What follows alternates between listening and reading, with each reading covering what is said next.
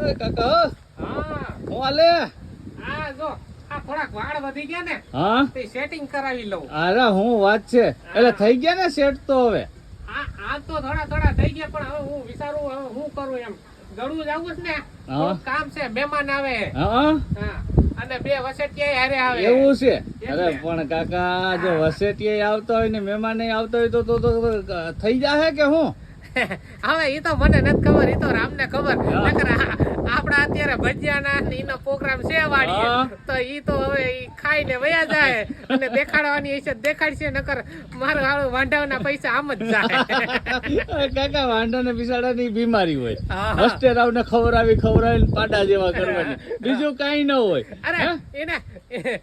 એને કેમ ન દેતા હોય એમ આપડી ના હોય.